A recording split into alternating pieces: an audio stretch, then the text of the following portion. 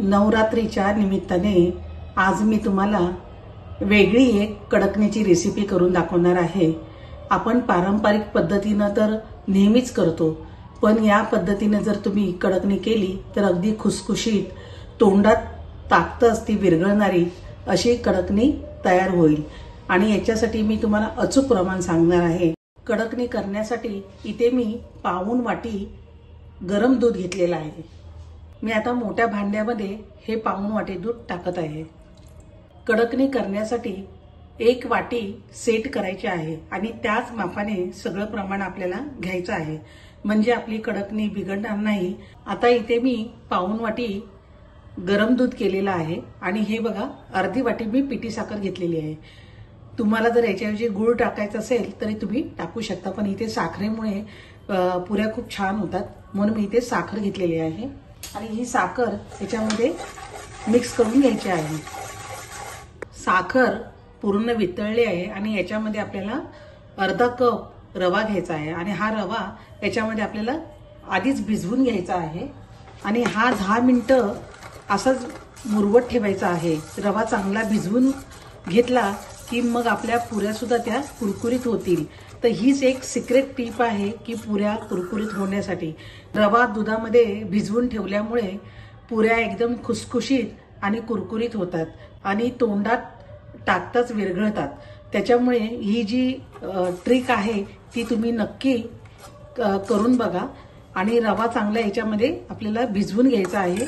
हा 10 मिनिटं जवळजवळ भिजवून ठेवायचा आहे। कडकण्या करण्यासाठी 1.5 वाटी गव्हाचं पीठ मी घेतलेलं आहे। तुम्हाला जर मैदा वापरायचा असेल तर ते सुद्धा तुम्ही वापरू शकता। अर्धी वाटी मी बेसनचं पीठ घेतलेलं आहे। मग एकूण या वाटीने मी 2 वाटी हे पीठ घेतलेलं आहे। 1.5 वाटी गव्हाचं पीठ आणि अर्धी वाटी बेसन पीठ। पाव चमचा मी मीठ टाकत आहे। आता हे पीठ मिक्स करून घ्यायचं आहे। 3 टीस्पून मी साजूक तूप गरम करून घेतलेलं आहे। आता या पिठामध्ये हे टाकायचं आहे आणि या पिठाला सगळीकडून हे तूप लागलं गेलं पाहिजे आणि मिक्स करून घ्यायचं आहे। तुपाचं मोहन बघा टाकल्यानंतर असं पिठाचा गोळा तयार झाला पाहिजे। आपण मूठ बांधल्यानंतर मूठ अशी राहिली पाहिजे, याचा अर्थ परफेक्ट आपलं मोहन झालेलं आहे।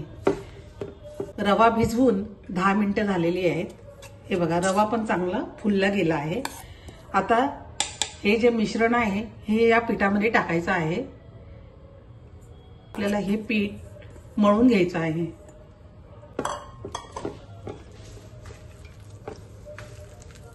आणि पीठ एकदम घट्ट मळायचं आहे। रवा भिजवलेलं दूध होतं तेवढ्या दुधामध्येच आपण हे पीठ भिजवून घेतलेलं आहे आणि पीठ पण बघा किती घट्ट मळलं आहे। याच्यासाठी पातळ पीठ बिलकुल मळायचं नाही, नाहीतर कडकण्या ह्या खुसखुशीत होणार नाही तरी नरम पडतील। तर ही एक टीप तुम्ही लक्षात ठेवा। तर बघा अशा पद्धतीने मी आता पीठ हे सगळं भिजवून घेतलेलं आहे। आता हे 10 मिनिटं मी मुरवत ठेवत आहे। या पिठाचे मी गोळे करून घेतलेले आहेत। माझ्या घरी घट बसतो म्हणून मी हे याच्यापासून देवीचे दागिने सुद्धा तयार करून दाखवणार आहे। आता एक गोळा घेऊन मी ह्याची पोळी लाटणार आहे। पोळी लाटताना पिठाची जर गरज पडली तर लावायचं आहे। तुम्हाला जेवढी पातळ लाटायला येईल तेवढी तुम्ही पातळ लाटून घ्यायची आहे।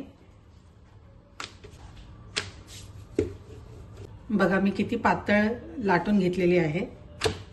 कडकण्या फुगू नयेत म्हणून असं काट्याने त्याला टोचून घ्यायचं आहे। नैवेद्यासाठी मी छोट्या छोट्या अशा 5 पुऱ्या करून घेत आहे।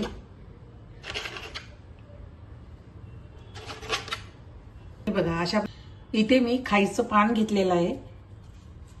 याच्यावर ठेवून असं जरा लाटून घ्यायचं आहे, म्हणजे याच्या शिरा या पिठावर उठतील।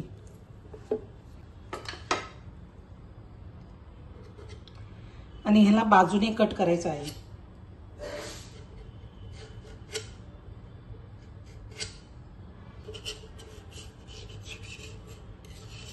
हे बघा असं पान करायचं आहे। आता हे पान काढल्यानंतर बघा शिरा आलेल्या आहेत, अशा पानाची डिझाईन आलेली आहे. देवीसाठी आता मी फणी करून दाखवत आहे.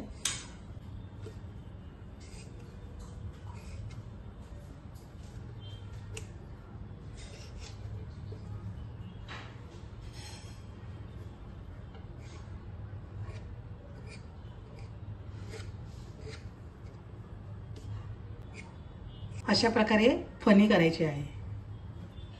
पिठाचे मी असे 3 रोल करून घेतलेले आहेत आणि आता 3 रोल आपल्याला हे जॉईंट करायचे आहेत आणि त्याची वेणी घालायची आहे.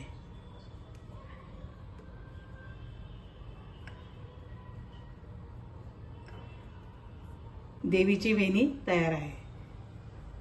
असाच एक रोल करून घ्यायचा आहे आणि जोडवी करायची आहेत. हे बघा, अशा जोडवी करायच्या आहेत. हे देवीचे सगळे दागिने आता मी धाग्यामध्ये ओवणार आहे, म्हणून याला एक आता होल करून घ्यायचा आहे. हे दागिने सगळे तळून घेऊन दोऱ्यामध्ये ओवायचे आहेत आणि घटाला हे अष्टमीला मी ह्याची माळ लावणार आहे. कडकण्या करण्यासाठी पिठाचा गोळा घेतला आहे आणि त्याची एकदम पातळ पोळी लाटून घ्यायची आहे. चपाती बघा मी किती पातळ लाटून घेतलेली आहे. जर तुम्ही ही चपाती जाड लाटली किंवा तुम्ही छोटे छोटे गोळे करून पुऱ्या लाटल्या तरी चालण्यासारख्या आहे, पण एकच मोठी केल्यानंतर मी त्याच्या छोट्या पुऱ्या करणार आहे.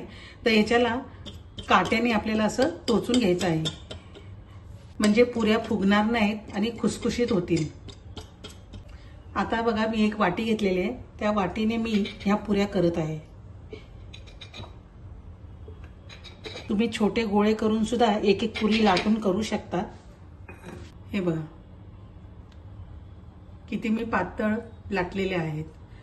आता हे सर्व मी तळून घेणार आहे. कडकण्या तळण्यासाठी तेल गरम करायला ठेवलं आहे आणि तेल जास्त कडक आपल्याला तापून घ्यायचं नाहीये. तर आता इथे मी हे देवीचे दागिने जे केलेले आहेत ते तळून घेत आहे आणि मीडियम गॅसवर हे तळून घ्यायचं आहे.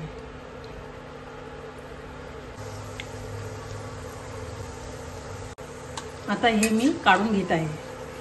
फणी तळून घेत आहे. आता जोडव्या, वेणी आणि हे पान तळून घेत आहे.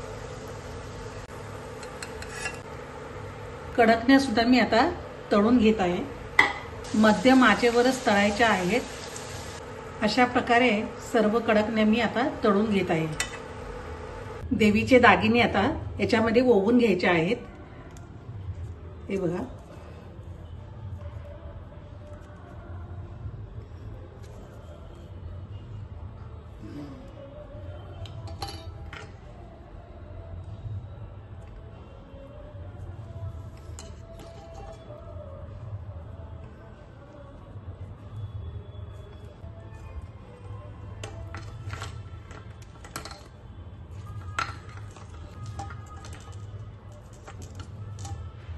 बघा अशी माळ मी दोऱ्यामध्ये ओवून घेतलेली आहे. आता ही मी घटाला बांधणार. पारंपरिक पद्धतीने आपण जे कडकण्या करतो त्याचा सुद्धा व्हिडिओ चॅनलवर आहे. त्याची लिंक मी डिस्क्रिप्शन बॉक्समध्ये देत आहे. पण मी या वेगळ्या पद्धतीनं कडकण्या केलेल्या आहेत आणि याच्या सिक्रेट टिप्स म्हणजे रवा आपण पिठात न मिसळता दुधामध्ये मिसळून घ्यायचा आहे. आणि इथे मी गुळाऐवजी साखर वापरलेले आहे. तुम्ही गुळ सुद्धा वापरू शकता. आणि याच्यामध्ये मी तुपाचं 3 चमचे कडक मोहन घालायचं आहे. गार तुपाचं घालायचं नाहीये. आणि जेवढं प्रमाण आहे या प्रमाणात जर तुम्ही या कडकण्या बनवल्या तर तुमच्या सुद्धा अशाच खुसखुशीत क्रिस्पी होतील. तुम्ही सुद्धा याप्रमाणे बनवून बघा आणि फॅमिली फ्लेवरच्या चॅनलवर जाऊन तुम्हाला अशाच नवीन रेसिपी पाहायला मिळतील. चॅनलला सबस्क्राईब करा, शेअर करा, लाईक करा आणि बेल आयकॉन दाबा. धन्यवाद. पुरी बघा किती क्रिस्पी झाली आहे. नुसती हाताने जरी अशी केली तरी पण बघा लगेच तुटते आणि खायला सुद्धा एवढी टेस्टी झालेली आहे. तुम्ही नक्की या प्रमाणामध्ये या पुऱ्या तुम्ही करून बघा, कडकण्या करून बघा आणि मला कमेंटमध्ये सांगा. या पुऱ्या बघा बिलकुल तेलकट झालेल्या नाहीत आणि खूप क्रिस्पी आणि टेस्टी सुद्धा झालेल्या आहेत। 2 कप पिठाच्या या एवढ्या पुऱ्या मी तळून घेतलेल्या आहेत आणि ही पुरी बघा तुम्हाला दाखवते किती क्रिस्पी झालेली आहे। हे बघा,